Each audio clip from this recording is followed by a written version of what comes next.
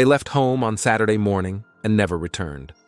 Mark and Lauren Sutter, a couple from Reno, set off on a short weekend trip to the Nevada desert to explore some mine ruins and caves. It was supposed to be a 2-day trip, with their return scheduled for Sunday evening. But a few days later, their friends and relatives stood next to an abandoned SUV that sat silently on the side of the road. The car was intact, the driver's door ajar, the keys still in the ignition. Inside were their gear, full water bottles, and packed food. Everything was there, except the people themselves. This trip seemed safe and well-planned. Lauren, a 29-year-old elementary school teacher, sent her mother a short message the day before. "We have everything we need. We'll be back on Sunday." Mark, who worked in a small workshop, joked with his colleagues that it was an easy route, a road, some ruins, a night in a tent under the stars. They were not novices. The family confirmed that the couple usually prepared thoroughly. Water supplies, maps, a first aid kit, flashlights. Gas station cameras located on the outskirts of Reno show them stopping. Mark checks the tire pressure. Lauren buys coffee and sandwiches. A receipt from this location was later found in the glove compartment of the car. At another gas station, about 2 hours down the road, a waitress remembered them. She was wearing a light-colored shirt. He took a map. They talked about caves and laughed. After that, the trail goes cold. Their destination was Greystone, a mining village that had been abandoned at the end of the 19th century. In county documents, it is marked as a hazardous area. All that remains are the ruins of huts, collapsed barn roofs, rusty warning signs, and several black holes stretching deep into the rocks. Tourists hardly ever come here. The road ends amid rocks and dust, and beyond that, there is only silence and dry wind. It was there that their journey turned into a mystery. On Monday morning, when Lauren didn't show up for work, the school principal immediately called her mother. It was uncharacteristic of Lauren to be late without warning. Mark's workshop also noted his absence. His phone went straight to voicemail. The family began calling their friends. At first, everyone thought they were just delayed and couldn't be reached. But by evening, it became clear that they were missing. 2 acquaintances set out for the desert on their own. The drive from Reno to Greystone takes about 3 hours, most of it on broken gravel and dust. When they arrived, the sun was already setting, and that's when a silver Jeep appeared. The car was parked on the side of a narrow track leading to the mine entrance. It looked as if it had been left there just a few minutes ago. The interior of the car did not resemble a scene of disaster. A folded tent lay on the back seat. Next to it were bags with belongings. In the trunk were several full canisters of water and packaged food. A cup of coffee stood frozen in the cup holder. Lauren's light bandana lay on the floor under the passenger seat. Documents and wallets were in place. Nothing was missing. There were no signs of haste or struggle, no torn seatbelts, no scattered belongings, no trampled sand around. Everything looked as if the couple had stepped out for a moment to look around, but there were no traces of them. The dogs brought in later never picked up a scent. Tire tracks disappeared on the rocky plateau, but the ground near the car was smooth and silent. Even the dry sagebrush growing nearby did not look trampled. This picture shocked their relatives. They knew that Mark and Lauren were not prone to risk-taking. They planned their route, took enough water, and had basic knowledge of the desert. Their accidental disappearance seemed illogical. The car was waiting. Their belongings were waiting, but the people themselves were gone. At that moment, as their friends stood by the abandoned SUV, no one knew that this scene would be the beginning of a long story. What started as a normal weekend trip turned into a mystery that would remain unanswered for years. Where did Mark and Lauren go when they got out of the car in the middle of the desert? In the first few hours after the car was found, there was still hope. Perhaps the couple had gone somewhere nearby and would return soon. But when dusk fell over the plateau, it became clear that time was against them. Calls to the police turned into an official missing persons report. The next morning, local rescuers and the sheriff with several deputies went to the Greystone area. The search began at the car. The wind blew the sand around, covering any possible traces. Volunteers walked around the area in circles, looking for any signs of movement. Before noon, dog handlers arrived. The dogs pulled nervously on their leashes, but the scent was lost a few hundred meters from the jeep. The dusty veil and dryness of the desert destroyed any traces in a matter of hours. By evening, the first helicopter took to the sky. From the air, the area looked like an endless chessboard of canyons and rocky branches. The pilot described what he saw as a landscape that devours itself. Thermal imaging cameras showed nothing. Against the dark background of the desert, there was not a single heat signal that would indicate the presence of people. Friends and volunteers joined in with their own SUVs. People arrived with tents and set up a temporary camp. The conversation between them quickly changed from jokes to heavy silence. One of the participants later admitted, "At first, everyone thought we would find them in a day. Well, maybe 2. But when a week passed, it became scary." The greatest hope was placed on night searches. In the dark, thermal imagers worked more effectively, and helicopters flew low, illuminating the gorges with searchlights. But even this did not yield results. Every morning, the reports began the same way. No signs. After 2 days, the search was expanded. Helicopters flew over the surrounding canyons, and special teams entered old mines left behind by miners. They descended on ropes into vertical shafts and checked tunnels. In one of them, they found only fragments of a wooden beam and old tin cans. In another, they found empty bottles and the remains of a campfire, but they were too old to have any connection to Mark and Lauren. On the 3rd day, one of the volunteers came across a fresh campfire near a narrow gorge.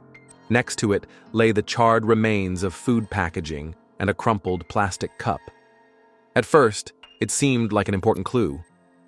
But later, experts determined that the fire had been left by a group of teenagers riding ATVs. It had nothing to do with the missing couple. The county sheriff began preparing an official report. It emphasized that the area was difficult to navigate, with rocky crevices, deep caves, and unstable slopes. "There is a high probability," he told reporters, "that the couple ended up in one of the caves or crevices where it is impossible to survive without special equipment. In such conditions, death from dehydration occurs very quickly." The press picked up on this version. Headlines wrote about "another victim of the desert," recalling old cases of disappearances. For the general public, the story seemed clear. Dangerous territory, people took a risk and did not return. But their relatives disagreed. They insisted that Mark and Lauren were cautious, their water supply was almost untouched, and there was no shortage of supplies in the car. "They couldn't just go into a cave without preparation," Lauren's mother repeated. But the official tone of the report had already cemented another version. They got lost, fell, and died. A week of searching exhausted everyone. Volunteers returned home, rescuers reduced their raids. The summer heat and dust made the work unbearable. Each new day without results intensified the feeling of futility. At the end of the 2nd week, the operation was called off. The sheriff's report ended dryly. "High probability of a tragic accident. Further searches are not advisable." The case was officially classified as missing. For the local community, the story was yet another reminder that the Nevada desert knows how to hide its secrets. For the family, it was the beginning of a decade of silence. when the only known point of reference remained that same Jeep near the mine. When the official search operation ended, the reports contained a dry conclusion. High probability of a tragic accident. Further searches are not advisable. For family and friends, this formula sounded like a verdict, but not the one they had expected. The authorities had their explanation, the community had its habit of moving on, and those who knew Mark and Lauren were left with the feeling that there had never been a real search. The family tried to act on their own. Lauren's mother wrote letters to the police, the sheriff, and even the local FBI office. The responses were all the same. There was no evidence of a crime, the area had been searched, and the case had been classified as a missing person. Mark's father said in an interview, "They left their car behind, but there was no indication that they had been careless. It was as if someone had turned them off from reality." Weeks passed, then months. The volunteer search lasted longer than the official one. People came at their own expense, combed through ravines, climbed into mines where the air was heavy and damp. However, these attempts were also unsuccessful. The desert remained silent. Over time, rumors began to replace the actual search. Residents of nearby towns began to say that the Greystone area was cursed. In bars and roadside cafes, people repeated the same thing.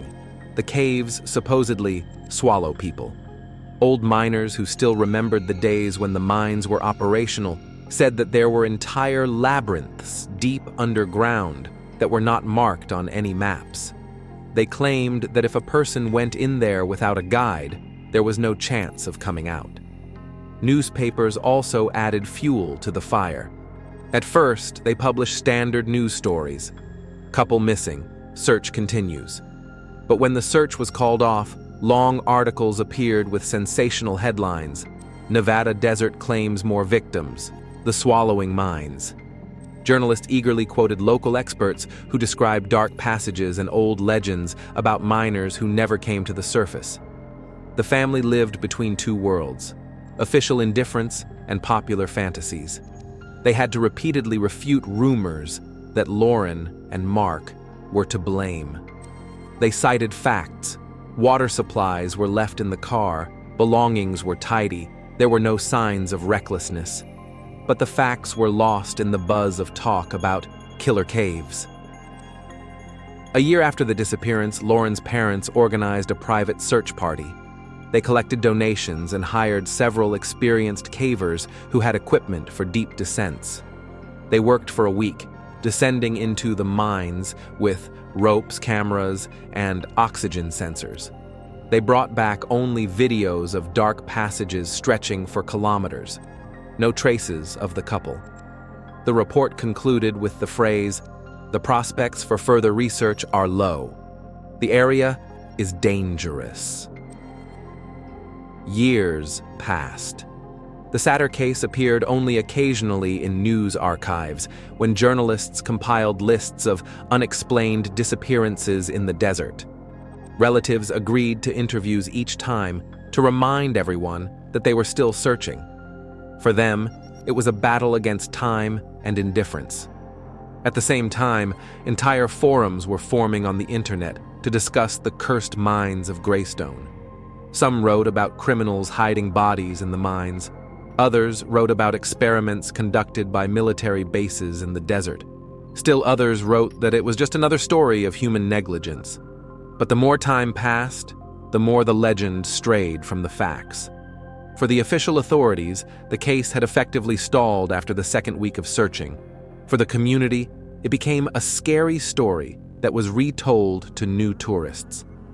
A young couple disappeared there, in the caves. They have not been found to this day. A decade of silence began with an empty report and ended with everyone having their own version of events. Relatives clung to hope and organized private searches. Locals entertained themselves with scary stories about caves that swallow people, and the authorities stuck to the official line, missing without a trace. In this prolonged void, time became the main enemy. The further away from the day of their disappearance, the more difficult it was to regain the interest of the media and the public. At the same time, it was this silence that created the ground for a chance discovery 10 years later to cause an explosion. 10 years had passed since Mark and Lauren Sutter set off on their short trip to the Nevada desert and never returned. The official search had long since ended, and the case was filed away in the archives under the dry label, "Missing Without a Trace." For most residents of the county, the story had become a legend used to scare tourists, who were told that the caves of Greystone swallow people. But one hot summer, everything changed. That year, a group of researchers from a small university caving club came to the Greystone area to map karst formations. They were working on a project to create a detailed map of underground passages and cavities that had remained unexplored for decades. The group consisted of 6 experienced cavers and several student interns. The karst labyrinth stretching beneath the ridges around the abandoned village was a real nightmare for anyone who dared to enter it without the proper equipment. Narrow passages, steep shafts, deep wells. Some of the locals joked that even cameras can't withstand it and break down. That is why most of the caves remained unknown. On the 3rd day of the expedition, one of the groups went deeper than planned. They laid marking tapes and drew a diagram of the corridors. In a narrow branch where the ceiling narrowed so much that they had to crawl on all fours, the light from a flashlight reflected off something shiny among the dust and limestone debris. At first, they thought it was a piece of a jar or a piece of metal from equipment. But when they retrieved the find, everyone realized they had stumbled upon something else. In the speleologist's palms lay 2 gold rings. They were darkened by time, but still reflected the light. On the inside of both were engravings with the names Mark and Lauren. According to the participants, this moment came as a shock. They knew the local legend about the missing couple, but could not imagine that they would come across something so concrete. The group immediately recorded the coordinates and took photos. The rings were carefully placed in a container so as not to damage them. Once back on the surface, the speleologists reported their find to the local authorities. The very next day, the information reached the press. Newspaper headlines exploded. Rings of missing satyrs found in cave. Decade-old mystery comes to life. The police were forced to reopen the case. The discovery did not provide any answers, but it proved one thing. The couple did not simply disappear in the desert. They were in that cave, and that was where the trail ended. For the family, this news was a painful confirmation. They had waited 10 years for at least a hint, and now they had one. But without an explanation, without bodies, without understanding what had happened. Lauren's mother said in an interview with journalists, "We knew that the official version of an accidental disappearance was not true. Now we have proof. But this is only the beginning."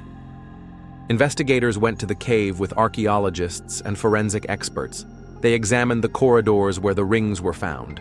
They used laser scanning, cameras, and sensors. But there were no traces of bodies or remains. In several places, they found traces of human activity, remnants of modern ropes and fragments of equipment that could not have belonged to the Sutters or their friends. This raised new questions. Who else had come down here over the years, and why? The press began to discuss various theories. Some said that the rings could have been brought by other people to plant evidence. Others believed that Mark and Lauren had indeed reached the labyrinth and died there. Some locals argued that the caves were being used to hide illegal activities or even crimes. Official comments were restrained.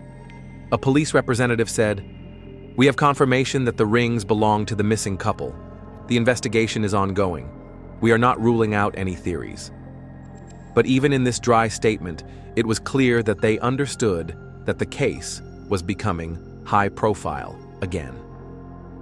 For the residents of the county, the news became a sensation. In bars and cafes, people were talking about only one thing: how the rings ended up in the cave. Old legends about swallowing cavities were given new life.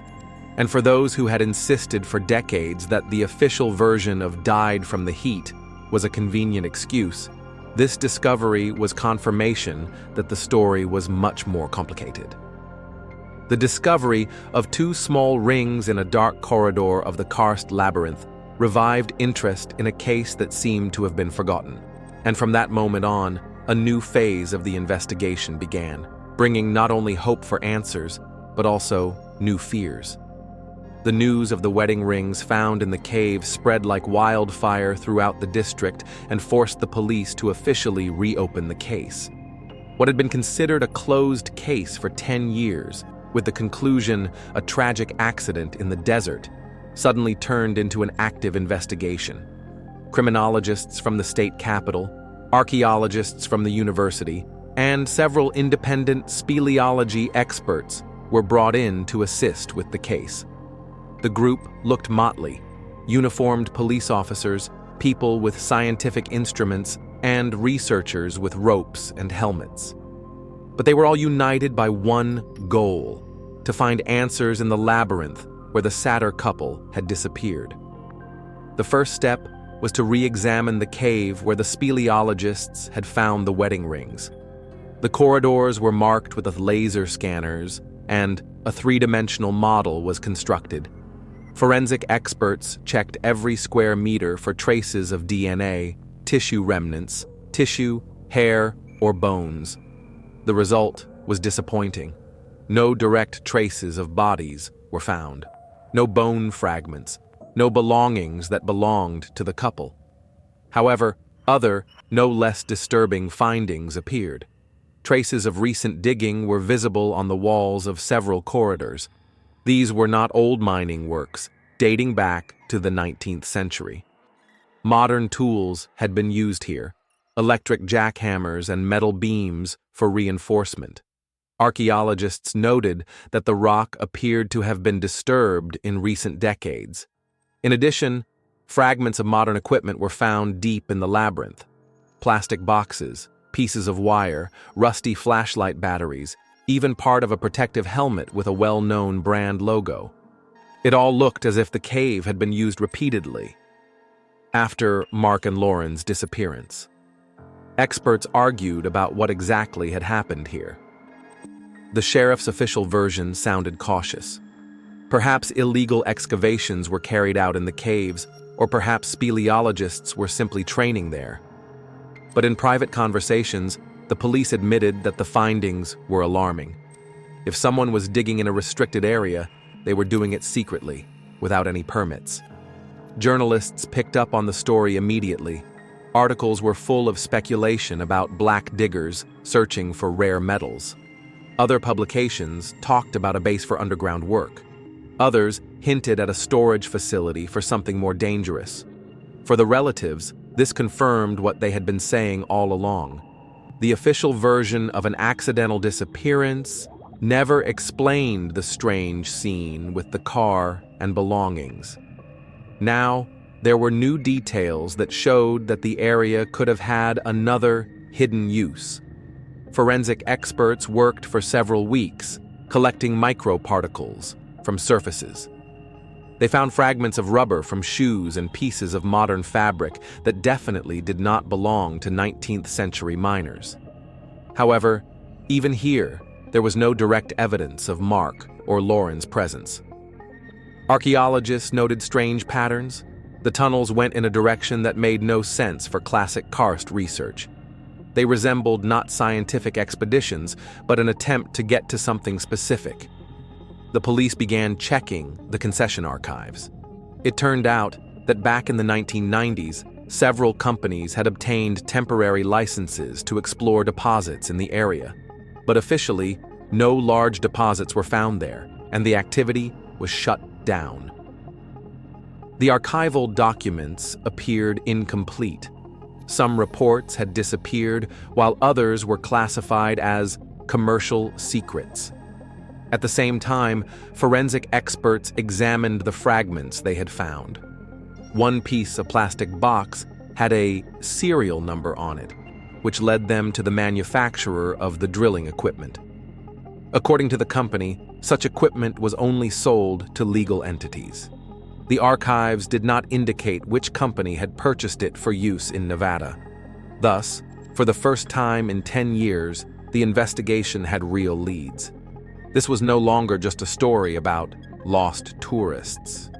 It was a case of potential illegal use of caves and possibly a crime that someone was trying to cover up. The Satter family demanded a public report. At a press conference, Lauren's mother said, "We waited 10 years, and now we see that our children weren't just lost. Someone knew what happened. Someone used these caves after they disappeared." The police were under pressure again. Distrust was growing in the local community. People asked, if there were tunnels and equipment in the caves, why didn't the authorities notice this before? Or did they notice but keep quiet about it? The case was transferred to the Serious Crimes Department. The investigation officially changed its status from missing to possible murder. This meant a whole new level of attention and resources. In the middle of summer, film crews visited the cave. Footage of dark corridors where lasers measured the walls, and forensic scientists collected samples spread across the country. For the general public, the story turned into a real thriller. A missing couple, wedding rings with names, tunnels, mysterious equipment. But for those who knew Mark and Lauren, all this was not a spectacle, but a painful confirmation. The official truth had been silent for 10 years, and the real reality had remained in the darkness of the caves all this time. The discovery of tunnels and fragments of modern equipment in the cave prompted journalists to dig deeper. The police's dry press releases offered no explanations, and official comments repeated, "The investigation is ongoing." Meanwhile, independent reporters and several research groups began checking old archives, documents on concessions and mining licenses in the area. The initial results were striking. It turned out that since the 1970s, a secret program to search for and extract rare metals had been operating in the Nevada desert. These were elements used in the military industry and electronics: beryllium, lithium, and rare earth metals. Officially, many of these projects were shut down in the 1990s, but the documents indicated that exploration continued after that. The archives turned out to be torn and incomplete. Some of the reports had disappeared from government storage facilities. Some documents were marked classified without any explanation. Journalists submitted requests under the Freedom of Information Act and received replies, "File not found," or "deleted due to archive optimization." This seemed suspicious to researchers. Why destroy reports that were supposed to be about routine geological surveys? It was then that a series of leaks became publicly available. An anonymous informant sent copies of internal memos from a large corporation that had exploration rights near Greystone back in 2010 to several newsrooms. These documents referred to promising metal deposits that cannot be disclosed in public records due to their strategic importance. One of the points directly mentioned underground workings with unstable rock, in fact, the very caves where the Satters' wedding rings were found years later. Journalists began to piece together the puzzle. It turned out that the area, officially called an abandoned mining area, had been used for secret work for decades. In the 1970s, state geologists worked there. In the 1990s, part of the programs were transferred to private companies. In the 2000s, small contractors were already operating there, working under the umbrella of large corporations. A former engineer, who agreed to comment on condition of anonymity, said, "There were wells, rock samples, and experimental quarries. We were sent there to check the radiation levels and the content of rare elements. Officially, all this was closed down, but the work continued for many years. For the local community, this information sounded like confirmation that all the legends about the caves had a real basis. If closed programs were indeed operating there, the disappearance of people could have become unwanted evidence. Corporate archives also contained hints of financial fraud. The reports mentioned the write-off of equipment that disappeared during testing. The serial numbers of some items matched the debris found in the cave. It was an indirect but very telling detail.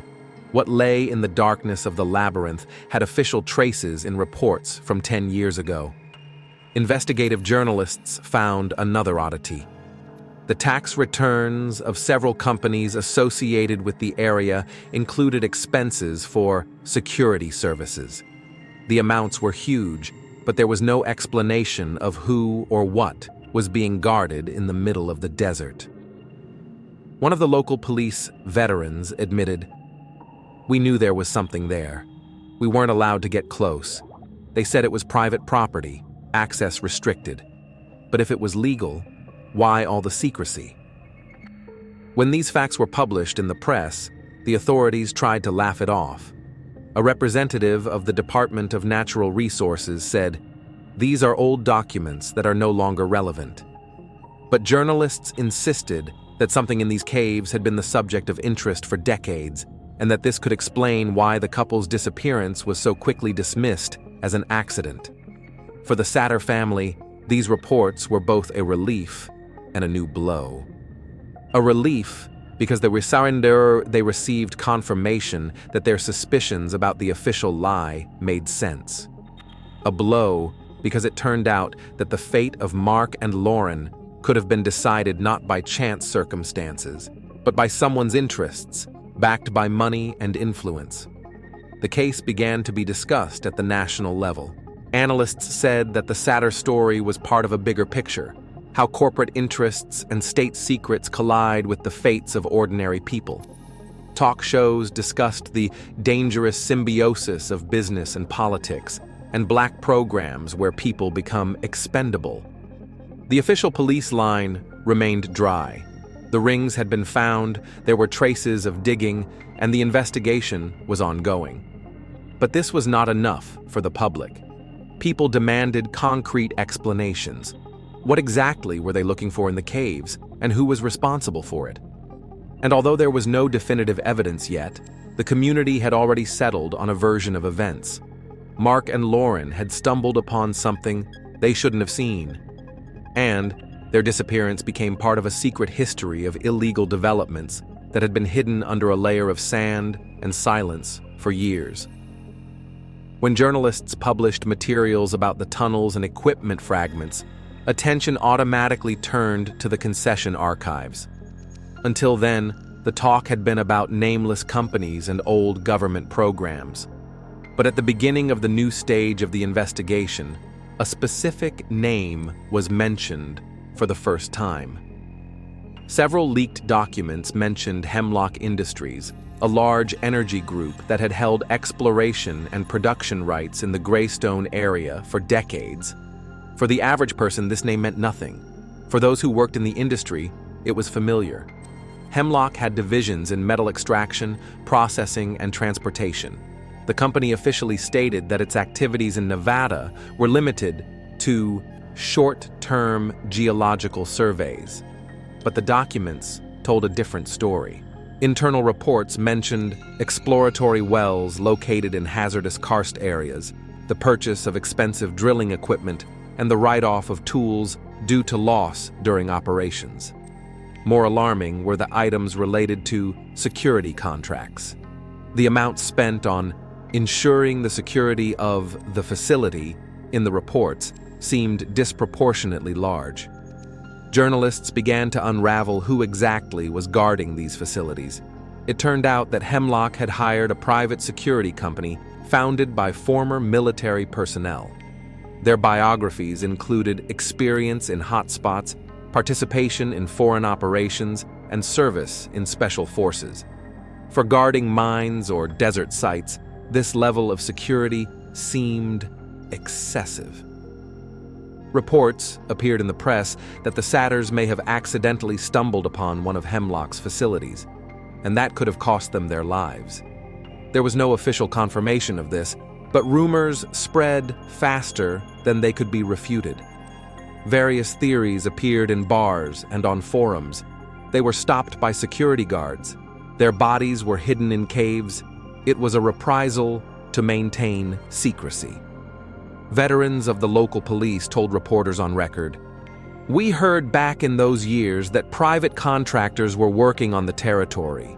We received complaints from farmers who heard explosions at night, but the inspections always ended the same way. We weren't allowed past the barriers." When the name Hemlock appeared in the national news, the corporation reacted sharply. In a press release, they called the accusations slander and an attempt to discredit a respectable business.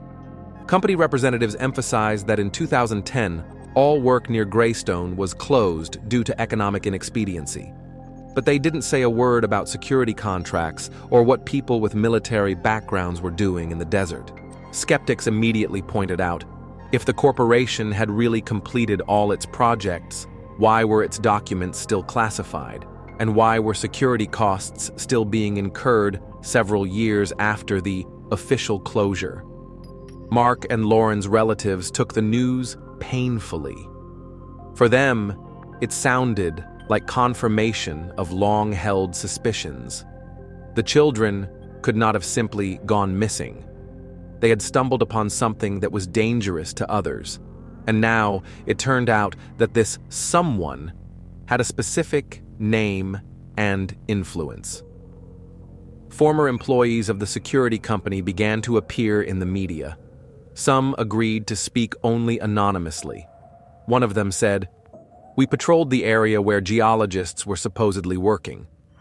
But there were more tasks, not to let strangers in.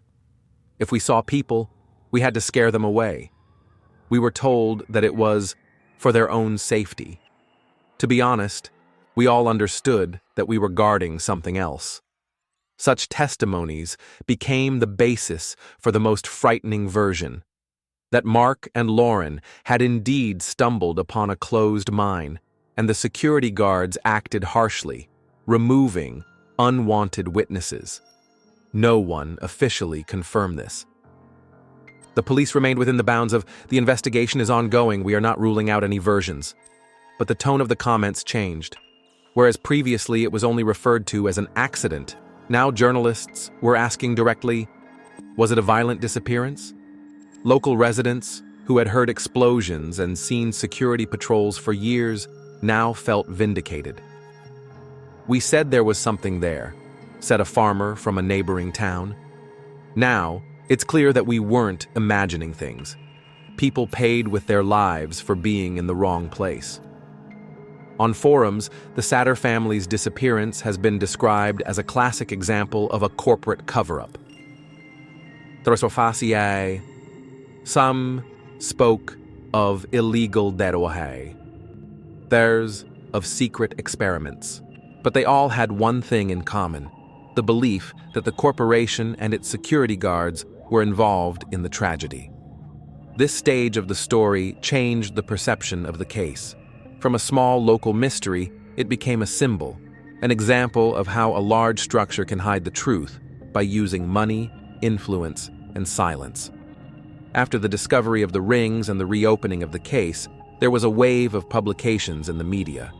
But along with the interest came pressure on those who were getting closer to new facts. The speleologists who first found the rings felt it the fastest. Their names were published in newspapers, and they gave interviews.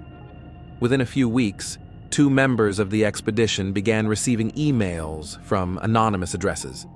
They were short and to the point. "You're digging where you shouldn't, leave it alone." Other messages contained only warnings. "It's dangerous for you." The students reported seeing unmarked cars following them down the road several times and then suddenly disappearing. A printed newspaper article about the Satter's disappearance was found under the door of one of their dorm rooms without any signatures or comments. The group leader contacted the police. They took a statement but responded with the standard reply: "There is no direct evidence of a threat." This was not enough for the Cavers. They stopped talking publicly about the cave, refused interviews, and limited their communication with the press. Journalists who dug deeper also began to feel pressure. One of them was working on a series of articles about Hemlock Industries. He left the office in the evening, but never made it home. His car was found the next morning on the side of the road. The hood was crumpled, and a tire was punctured. The journalist himself was lying nearby with multiple injuries. Officially, the police called it a loss of control, but his colleagues immediately noted that there were no skid marks, and witnesses saw another car speeding away from the scene of the accident. Prior to this, the journalist had received strange phone calls. The voice on the other end of the line said briefly, "Change the subject." His laptop with work files disappeared from the editorial office after the accident.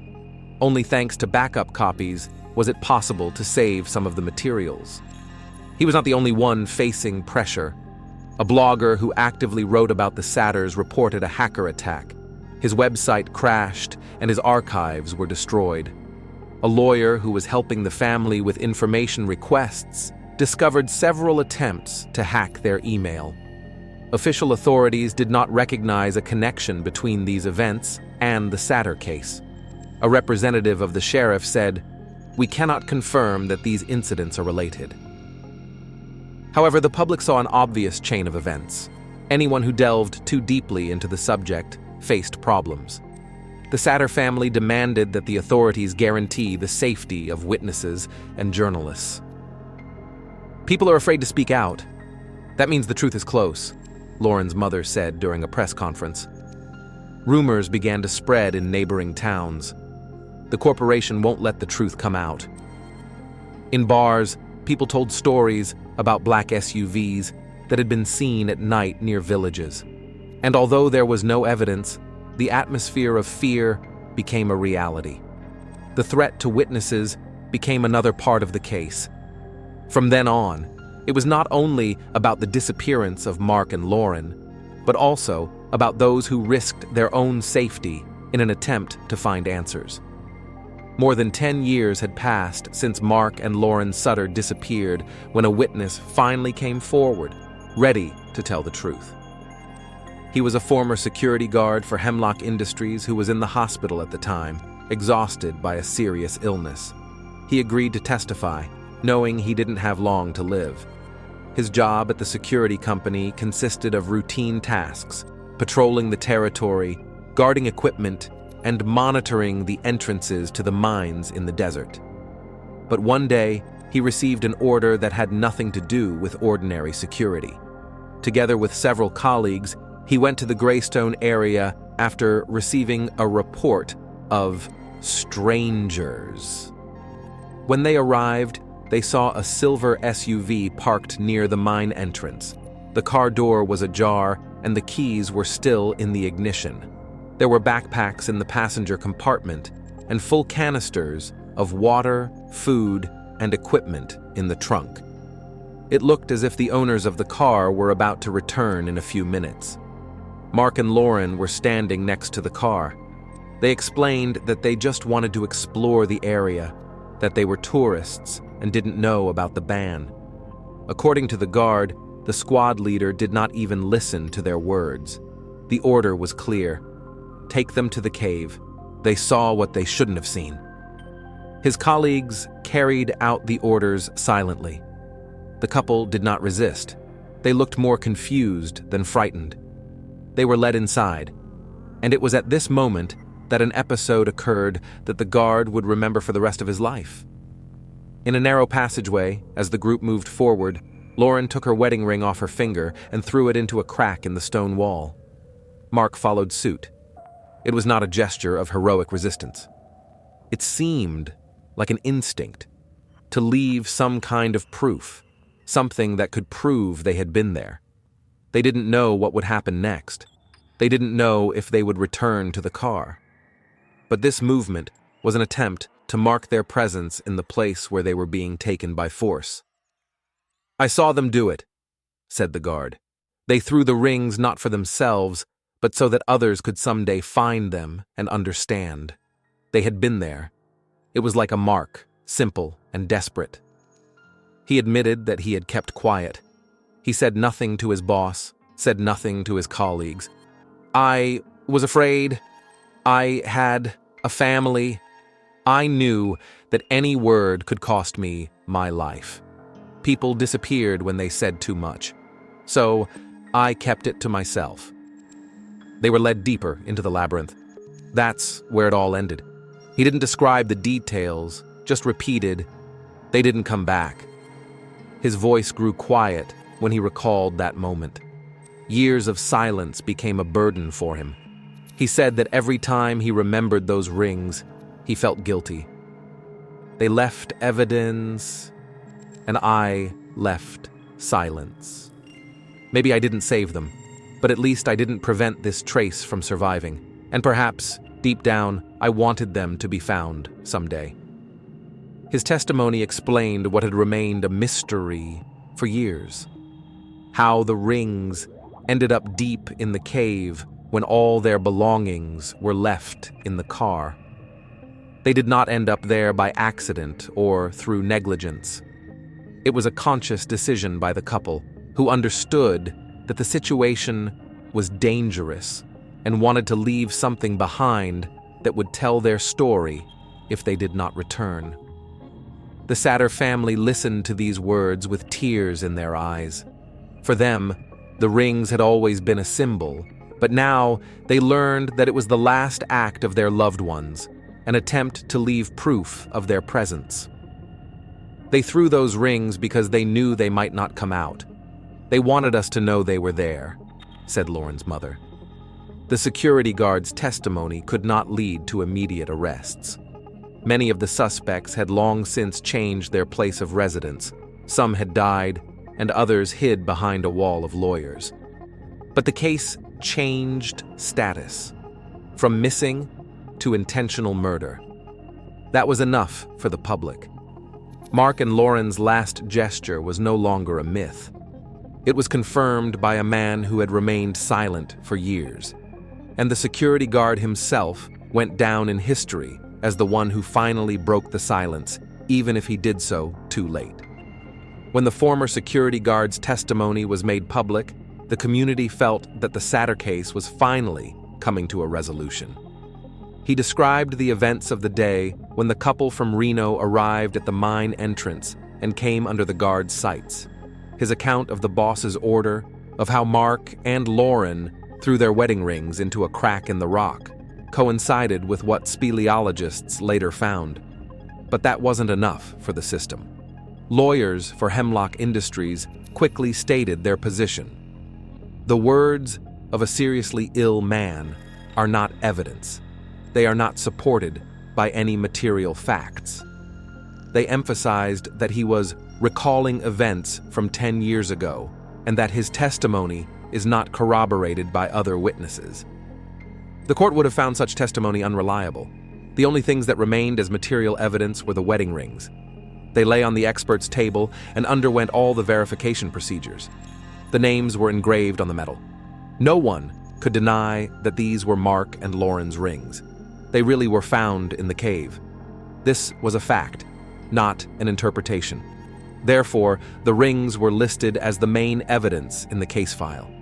They proved that the couple did not get lost in the desert by accident. They were deep in the caves, where they could not have gone without equipment. This refuted the official version of a normal, tragic hike. The family took this as a blow. They understood the value of the guard's words because he confirmed what they believed. But in the reports, everything boiled down to just the rings.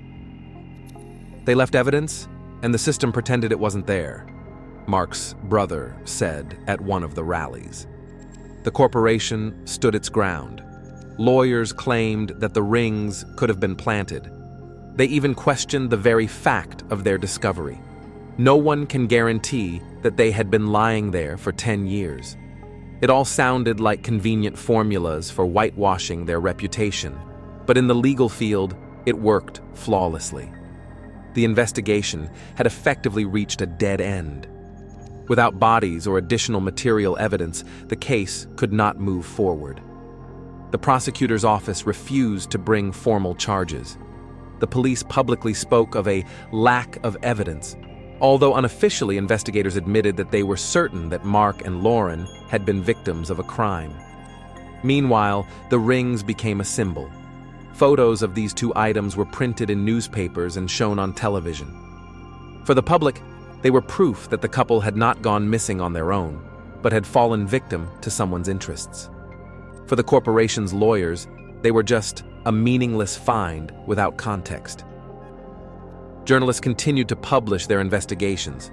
They recalled the security guard's testimony, the strange archives, the security expenses. But each new article was met with a wall of legal statements and court injunctions. When one of the national newspapers tried to write directly about intentional murder on territory controlled by the corporation, a lawsuit for defamation was filed that same day. For the Satter family, this was the last straw. They had the rings, they had the witnesses' testimony, they had public support, but legally, they had nothing. All the documents boiled down to the phrase, "missing, cause unknown." Months passed. The story began to fade from the front pages to the deeper pages of the newspapers. But the symbol remained. The rings remained. They were shown at public events, and the family took them to meetings with journalists. These were two small things that stood the test of time and destroyed the official legend of lost and killed by the heat. In the end, the investigation remained open. The corporation did not suffer any punishment. The guards, who might have known more, remained silent. Some of them disappeared from view. The lawyers won in court.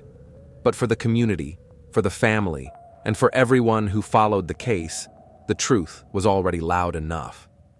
The two wedding rings found deep in the cave remained the only indisputable material evidence. The guards' words made sense, but the system rejected them. And that is why the rings became a symbol, a reminder that the couple did not get lost on their own, but were sacrificed to someone's interests. The outcome remained open. The corporation continued to operate, and lawyers issued press releases about the absence of any crimes. But the truth was breaking through into people's consciousness, and it was this truth that forced them to remember again and again. In the Nevada desert, there was a car with its doors ajar, and in the darkness of the cave lay two rings that told more than all the official reports put together.